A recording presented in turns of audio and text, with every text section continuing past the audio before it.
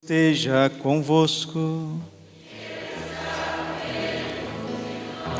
Proclamação do Evangelho de Jesus Cristo segundo Mateus.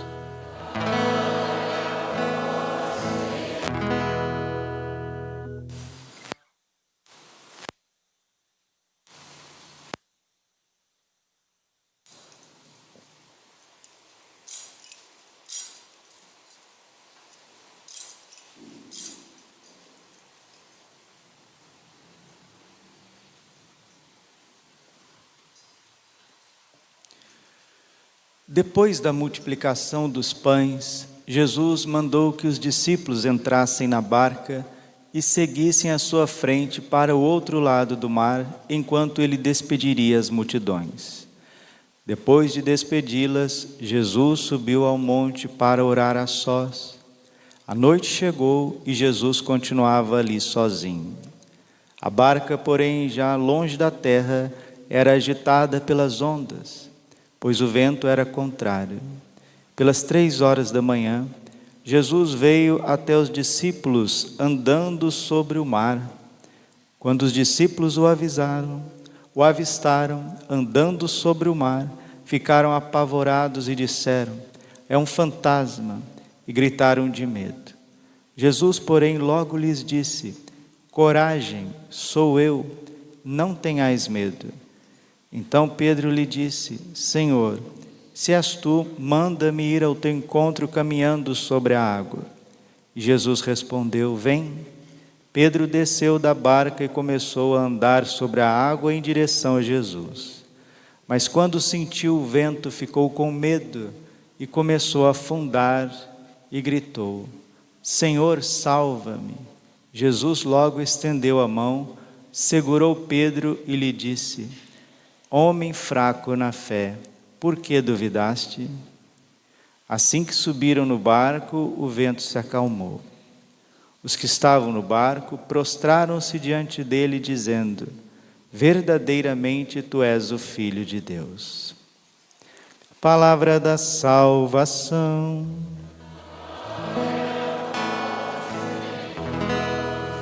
Ave Maria, cheia de graça, o Senhor é convosco.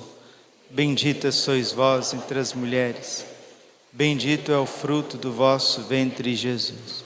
Santa Maria, Mãe de Deus, rogai por nós, pecadores, agora e na hora de nossa morte. Vinde, Espírito Santo, vinde por meio da poderosa intercessão. Vossa amadíssima esposa. Podemos sentar um pouquinho. Jesus, manso e humilde de coração, mostrai-nos, ó Senhor, vossa bondade e a vossa salvação nos concedei. É isso que Deus é e faz, bondade, e é o que Ele quer nos conceder, a salvação. Deus é simples. Quando nós falamos que Deus é simples, não é no sentido humano de uma pessoa que é muito coitadinho, não gosta de nada, muito arrumadinho, tudo para ela tá bom. Não é nesse sentido de um adjetivo humano.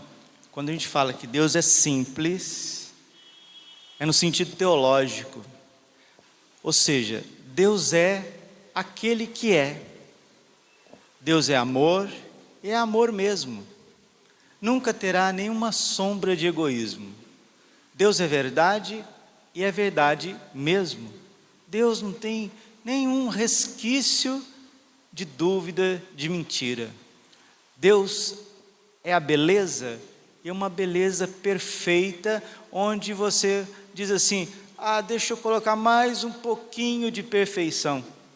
Não tem. Deus é simples. Deus é aquilo que Ele sempre foi e será. Porque Deus nem foi nem será, Ele é. Deus não passa.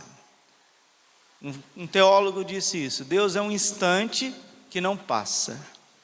E Deus resolveu criar seres à sua imagem e semelhança. Ele falou assim: olha, meu filho muito amado, no qual eu tenho colocado o meu agrado, a minha afeição, tu és o meu filho, hoje eu te gerei, pede-me e eu vou te dar como herança todas as nações. Mas nem as nações não existiam ainda. Aí Deus criou uma multidão de anjos. Os anjos são seres livres, dotados de inteligência, de vontade, de liberdade. Padre, quantos são os números dos anjos?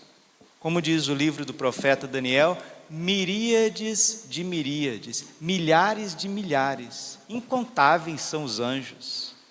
E os anjos são distintos, como nós todos somos diferentes, todos nós somos diferentes. Você olha para um de um jeito, você olha para o outro do outro. Um é mais alto, mais baixo, um mais fortinho, outro é mais fraquinho, outro é mais moreninho, outro é mais clarinho. Lá no Japão, lá na Ásia, os asiáticos são de um jeito, os polinésios são de outro jeito, os eurasianos são de outro jeito, os ameríndios são de outro jeito. Como existe essa diferença étnica, física, de um para o outro, assim também é o mundo angélico. Os anjos são diferentes uns dos outros. Uns são serafins, outros são querubins, outros são tronos. Então essa é a primeira hierarquia que fica rodeando o trono divino. Os serafins, os querubins e os tronos. É a primeira hierarquia dos anjos. São 3 hierarquias, 9 coros. Depois nós temos a segunda hierarquia dos anjos, que são as dominações, principados e potestades. A primeira hierarquia angélica, que são os serafins, querubins e os tronos, eles estão diante da majestade divina. Estão incessantemente adorando a essência divina no seu mistério inacessível. E lá eles cantam a glória de Deus por toda a eternidade. A segunda hierarquia dos anjos, que é os principados, dominações, principados e potestades, eles cuidam da criação, de tudo aquilo que Deus criou. O universo infinito, os planetas, as órbitas dos planetas, das galáxias, é eles que ordenam para que todo o cosmos significa isso, ordem, para que tudo tenha ordem em vista de um planeta chamado Terra.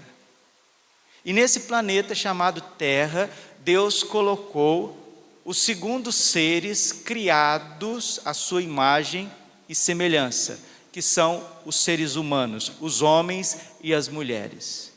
Não existe ET, não existe extraterrestre. Ah, mas eu acredito. Então, parabéns, você é mais do que a Bíblia, porque a Bíblia revela para nós o que Deus criou. Você acabou de inventar mais um ser aí da tua cabeça. Não, mas lá não sei na onde.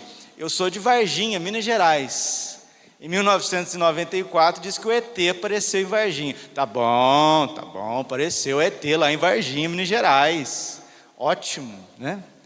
Santo Tomás de Aquino, na Suma Teológica, quando ele vai comentar a respeito da criação, ele diz assim: o que Deus criou é o que foi revelado no livro do Gênesis. Ponto. Não, mas tem ET. Tem tudo que você quiser, né? É uma maravilha. Cadê o ET? Cadê os seres extraterrestres? Ah, se eles são seres livres, inteligentes, dotados de liberdade, assim como os anjos e os seres humanos, cadê o mistério pascal dos ETs? Cadê o batismo para os ETs? Cristo foi lá redimir os ETs? Porque os anjos foram redimidos por Cristo.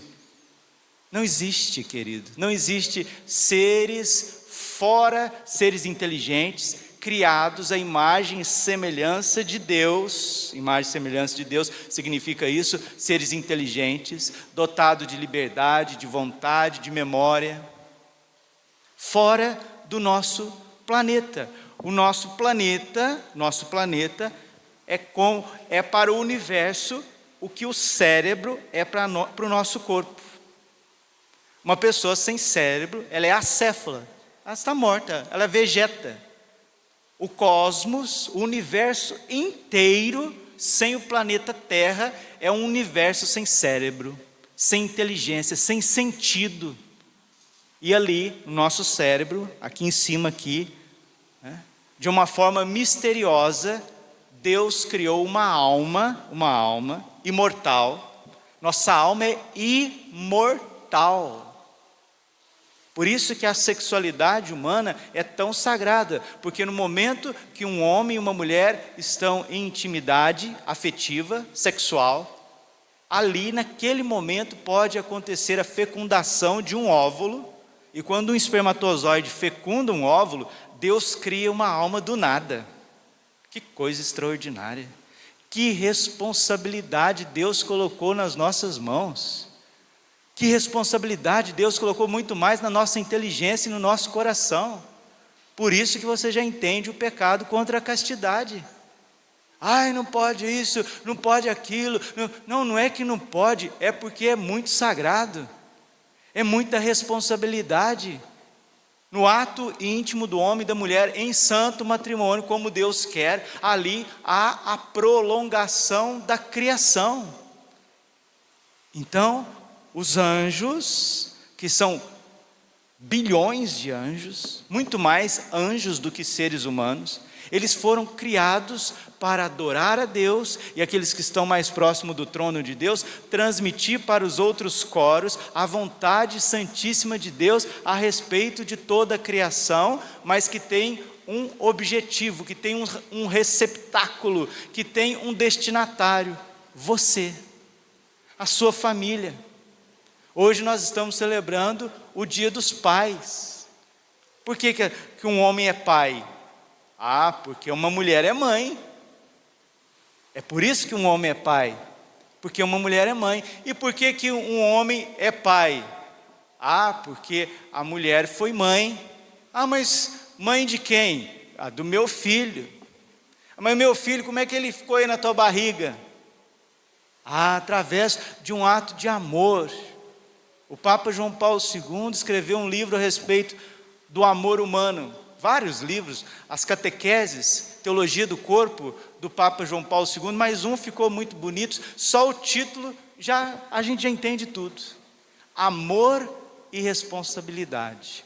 Diga assim com o padre: para ser humano, para ser feliz, para ser família, precisamos de duas coisas: amor e responsabilidade.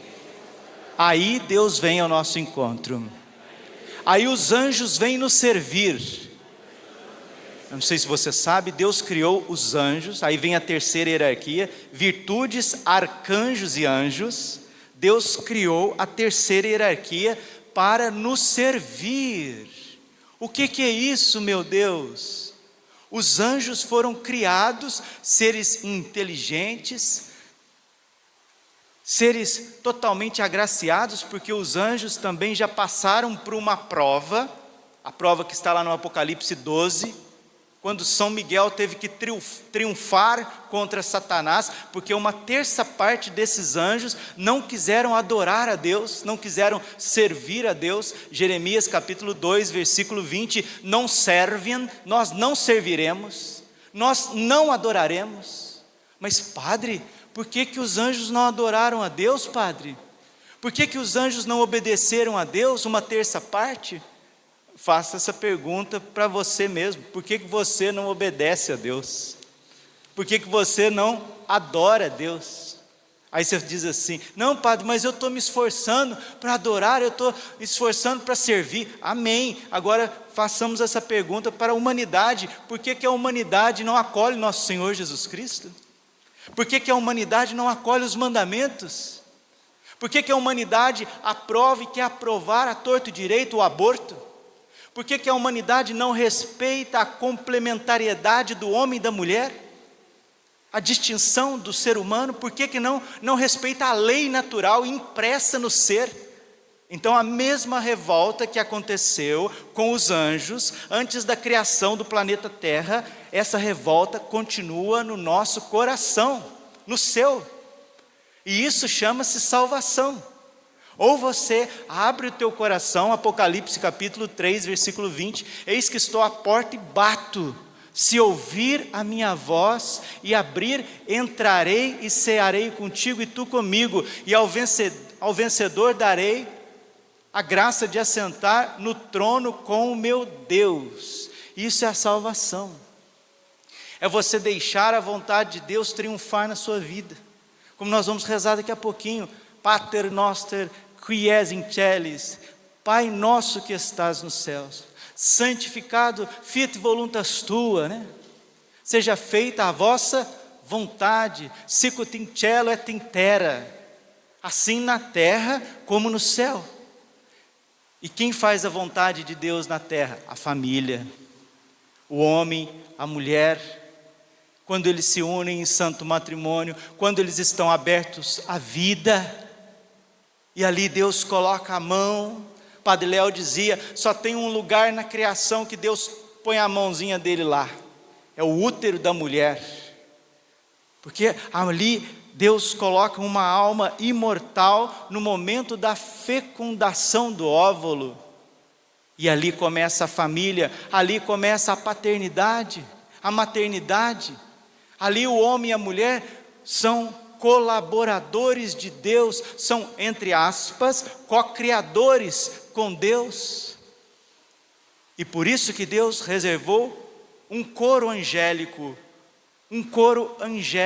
que são os arcanjos, as virtudes e os anjos, para servir os homens.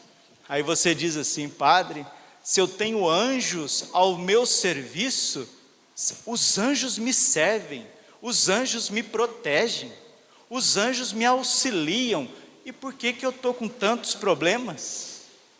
Por que eu estou tão triste? Por que essa situação não resolve dentro da minha casa? Por que a sociedade está do jeito que está, padre, sendo que nós temos bilhões de anjos ao nosso serviço? Porque não adianta nada você ter um tesouro que é seu, e você não saber que é seu, e não poder usufruir deles. Por que existe uma multidão de católicos padecendo de tristeza, padecendo de problemas afetivos sexuais graves? Por que a gente vê um monte de família desmantelada, gente brigando, batendo boca dentro de casa, gente que não consegue educar os filhos numa agitação danada, e sendo que esse povo, todos nós, somos objeto das complacências divinas. É porque de alguma forma a porta está fechada. Eis que estou à porta e bato. Se ouvir a minha voz, eu entrarei. Mas, padre, muitas famílias estão padecendo porque nós estamos passando por uma tempestade. É isso mesmo. O evangelho de hoje fala de uma tempestade. O evangelho fala de uma barca, fala de discípulos nesta barca, onde que o chefe desses discípulos é um dos apóstolos, São Pedro. E fala também o evangelho deste domingo que na alta noite, no mais alto grau da noite, às 3 horas da manhã, lá pela noite das noites, ali a barca começou a se agitar de tal forma que os apóstolos pensaram que eles iam morrer, que a barca ia virar e que aquelas ondas iam destruir tudo. E de repente, nosso Senhor aparece caminhando sobre o mar. Jesus aparece caminhando sobre as ondas, porque Jesus é Deus com o Pai e o Espírito Santo. Foi Ele quem criou o universo, foi Ele quem criou os coros dos anjos, foi Ele quem criou o planeta Terra, foi Ele quem criou os apóstolos, foi Ele que criou a inteligência das pessoas que fizeram aquela barca que estava ali no meio do mar. E quando Jesus vem caminhando sobre as águas, Ele está mostrando para a igreja, porque esta barca é a barca de Pedro, é a barca da igreja que vai navegar neste mar, deste mundo cheio de problemas, cheio de dificuldades, cheio de lutas, cheio de críticas, pessoas que têm objeção ao ensinamento de Cristo, que é o ensinamento da igreja e vice-versa. E todas as tempestades, todas as perseguições que esta barca de Cristo, que a igreja já sofreu na história e ainda continua a sofrer e vai sofrer mais. De fato, as ondas não são fictícias, são ondas reais. De fato, a barca está quase virando, não é brincadeira, é verdade. A água já está entrando ali no barco, os apóstolos já estão perecendo. E nessa cena apocalíptica, para os apóstolos, Jesus vem ao encontro dos seus discípulos. A barca, porém, já longe da terra, Mateus capítulo 14, versículo 24, a barca, porém, longe da terra era agitada pelas ondas, pois o vento era contrário. E nós não estamos vivendo em tempos de ventos contrários? Hoje você quer trabalhar e o vento parece que é contrário? Você quer educar os filhos e não consegue porque os ventos são contrários? Você quer viver certos valores na tua família, valores na sociedade? Parece que a gente está remando contra a maré porque os ventos são contrários. O país, o povo brasileiro quer eleger governadores, políticos que o governem conforme a justiça, o direito, conforme aquilo que o povo é, porque o povo brasileiro é um povo bom, um povo que quer conservar os valores humanos, os valores religiosos. E quando o povo elege os seus governantes, esses próprios governantes não conseguem governar por causa de ventos contrários, por causa de perseguições, por causa de difamações, por causa de tramas ocultas, secretas e nem tão secretas assim. Então os ventos contrários não é só na época de Jesus. Esta barca não é só a barca ali de madeirinha que alguém fez, que a gente não sabe quem fez. Talvez foi os próprios apóstolos que fizeram. Talvez foi o próprio São Pedro quem fez, com Tiago, com João, com André, a gente não sabe. Mas essa barca é a igreja una, santa, católica e apostólica. É nesta barca que nós temos a salvação. Não existe salvação fora da igreja, diz o catecismo. Não existe salvação fora da igreja. Não existe, não existe.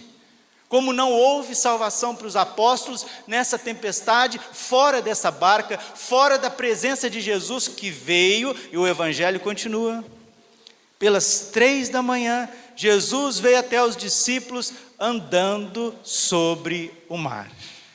Aqui que está, meu filho, aqui que está, minha filha. Não sei qual que é o seu problema, não sei aonde que está ali o alto da tempestade, não sei qual que é as 3 horas da madrugada na tua vida, porque a madrugada, às 3 horas da manhã, é o auge da dor, é o auge da ausência, é o auge do medo, da tribulação.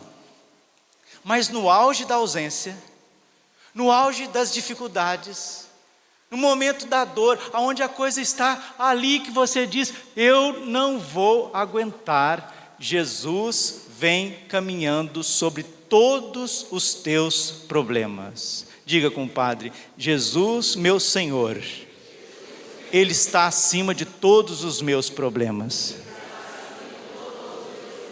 de todos os problemas da minha família. Jesus está acima de todos os problemas das nações.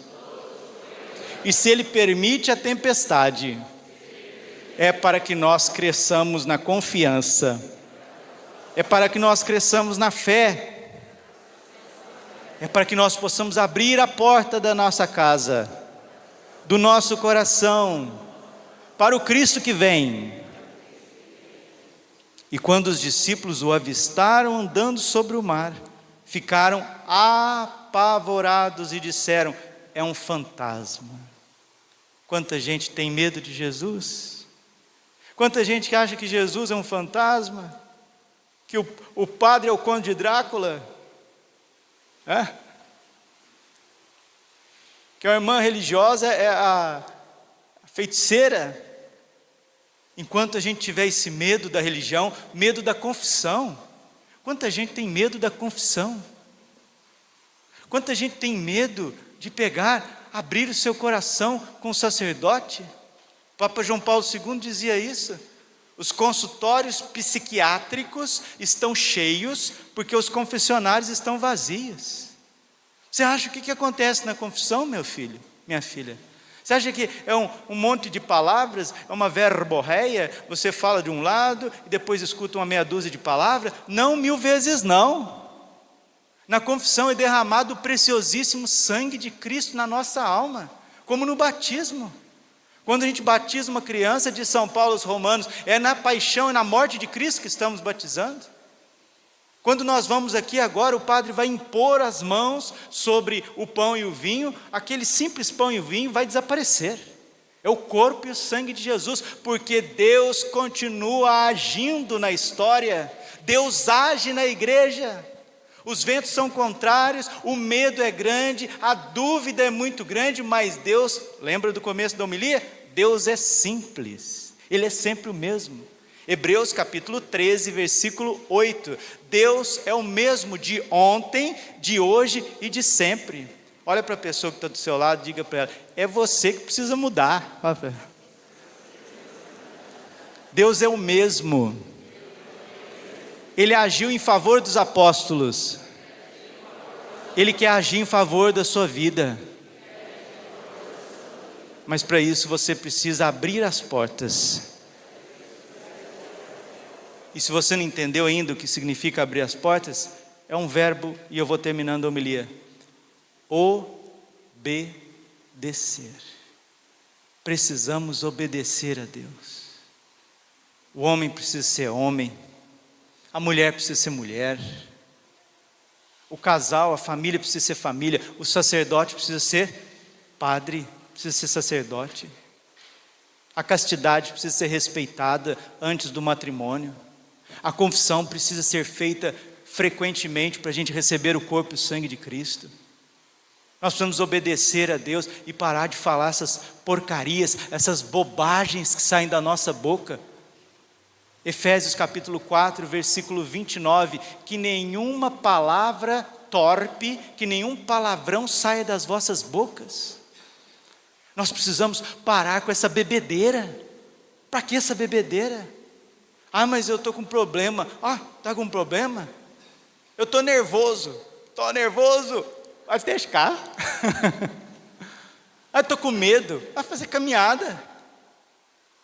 Eu estou falando para o povo aqui essa semana, 2 semanas atrás, eu falei: nós precisamos adotar a filosofia a filosofia aí de um compositor brasileiro, né? É preciso saber viver. Eu percebo que o povo que Deus tanto ama, o povo que Deus derramou o seu sangue na cruz, que está dia e noite sustentando, mesmo nas nossas tempestades, nosso povo parece que não sabe viver. Padre, o que significa saber viver? É você criar na tua casa, na tua família, um ambiente gostoso, um ambiente agradável. Nós precisamos ser muito concretos nesse ponto, porque senão, meus irmãos, é nós mesmos que arrumamos esses ventos para nós. Oséias já diz isso. Oséias capítulo 8, versículo 7. Visto que o meu povo plantou vento, está colhendo tempestade. Tem tempestades que não são dos tempos, não. São tempestades que a gente mesmo vai soprando dentro da casa da gente. Então lá dentro de casa, dentro da nossa casa, a gente precisa saber viver. A gente precisa começar a dormir um pouquinho mais cedo. Deu 10 horas, 10h30, já vai desligando o celular. Deu 7 horas da noite, 7h30, já vai desligando o celular. Tira esse negócio das mãos das crianças, desliga, guarda essas porcarias. Essas luzes artificiais, elas agitam o nosso cérebro. Agita O cérebro, os sentidos, aí a gente não consegue descansar à noite, porque a noite, diz a Sagrada Escritura, ou é feita para vigiar, ou seja, para orar, ou para repousar. Olha as galinhas para você ver, né? Lá em Minas Gerais, quando o povo dormia cedo, fala, fulano dorme com as galinhas, o Beltrano dorme com as galinhas, ou seja, dorme cedo. E uma pessoa para triunfar, uma pessoa para ser bem-sucedida, uma pessoa para poder realmente criar bem a sua família, seus filhos, ela precisa dormir cedo, A Bíblia diz no livro da sabedoria, se madrugares, Deus estará te esperando na porta do teu quarto. Está lá na Bíblia. Mas a gente tem que desligar o celular um pouquinho, deixar a televisão, tirar aquilo ali e começar ali pelas 7h30, 8 horas da noite, com mais calma, fazer uma jantinha, conversar. Quem sabe tocar um violão, toca um violão, reza um cenáculo com a família, com as crianças, já vai dormir. No outro dia acorda bem mais cedo, já começa a rezar, já pega a liturgia do dia, já reza o texto, já vem a missa cedo, já vem, participa da missa, recebe o corpo e o sangue de Cristo, recebe a bênção, vai trabalhar, o trabalho será outro, porque o Salmo 126 diz, se não é Deus que edifica a casa, em vão trabalham os construtores. É Deus quem abençoa, é Deus quem faz crescer, só que o ser humano, meio abobado na tempestade da vida, e em tempestades que ele mesmo arrumou, ele sai aí que nem doido, querendo estudar, querendo trabalhar, querendo ser feliz. E meus irmãos, desculpe, eu não preciso pregar nem mais um segundo, esse negócio não está dando certo. A gente está vendo pessoas desequilibradas, eu estou falando mais do âmbito católico, famílias católicas, infelizmente, em pandarecos, bebida, crianças totalmente carentes do amor do papai e da mamãe, porque o ser humano esqueceu que ele é objeto dos amores e da misericórdia de Deus, que ele tem bilhões de anjos ao seu redor e que essas tempestades, elas fazem parte da história, elas fazem parte da salvação. É preciso saber viver, é preciso chegar em casa, fazer uma caminhada, curtir o domingo com a família. Se você pode ir no sítio, ficar um pouquinho lá, parar de ver muita notícia, tudo que é bom, tudo que é belo, tudo que é verdadeiro, tudo que é virtuoso, tudo que faz crescer, é isso que deve ocupar os nossos corações. Nosso Senhor está dizendo em meio a essas tempestades, não tenha medo, sou eu, é Jesus, não é o fantasma. O catolicismo não é um fantasma, os sacramentos não são fantasmas, o triunfo do coração imaculado de Maria que está às portas não é um fantasma. A igreja passará por essa tempestade, vai passar forte, e se você não for humilde, se você não for obediente, se você não souber viver de forma simples, obediente, você pode não aguentar as tempestades que estão aí e ainda irão intensificar. Mas se você for um homem sábio, prudente, uma mulher humilde, prudente, você vai confiar e vai ao encontro do Senhor. E mesmo que você fraquejar, aqui que está o mais bonito, mesmo se você fraquejar, você precisa gritar, você precisa bradar, você precisa pedir, Senhor, salva-me. E Jesus estendeu o braço para Pedro e tirou ele da sua fossa, tirou ele da sua derrota, da sua falta de fé. Vamos pedir, nesse 19º domingo do tempo comum, esta confiança que faz a gente caminhar sobre todas as dificuldades da vida, com os olhos fixos em Jesus, e se a gente fraquejar, o Senhor está ali para nos estender as mãos, para levantar o teu ânimo, levantar a tua honra, homem, levantar a tua honra, homem, pai. Deus te deu a graça de ser pai, de gerar filhos, de participar da paternidade divina do Pai eterno. E quantos homens com a honra manchada, com o rosto por terra, afundando como o coitado do São Pedro. Mas hoje Jesus, nesse dia dos pais, está levantando você, homem, levantando a tua honra, porque você foi constituído cabeça da tua família para educar os teus filhos com sabedoria, não com cachaça, não com internet, não com música de cá ou de lá, ou com tristeza, ou com lomba, ou com reclamação. Basta com isso, basta. Precisamos levantar, deixar o Senhor levantar cada um de nós, levantar a igreja que está caída, que está com medo, que está morrendo, que está tremendo. O Senhor está acima de tudo isso, mas é preciso abrir o coração, é preciso olhar para Jesus, é preciso estender as mãos para Ele. E Ele levantou o apóstolo, o Papa, colocou ele de novo no lugar dele, que é a sua cátedra, a igreja, com os apóstolos, em comunhão com o Papa, as famílias, e veio uma grande calmaria. Esta calmaria é o triunfo do coração imaculado de Maria. Você não vai bater palma? Bate palma, rapaz! Meu Deus do céu! A calmaria que virá à igreja.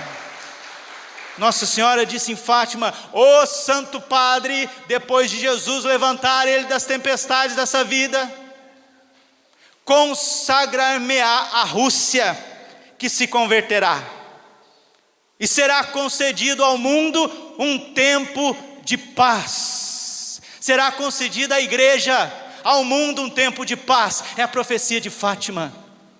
Para de acreditar nos extraterrestres, acredita em Nossa Senhora. Acredita nos anjos que estão ao nosso lado, ao nosso redor, combate conosco. Caso contrário, se o povo plantar vento de sandices, colherá tempestade por si mesmo. Lembra que uma terça parte dos anjos se transformaram em demônios. Você é chamado a ser família. Eu sou chamado a ser sacerdote, ou João ou Judas, ou Jacó ou Esaú.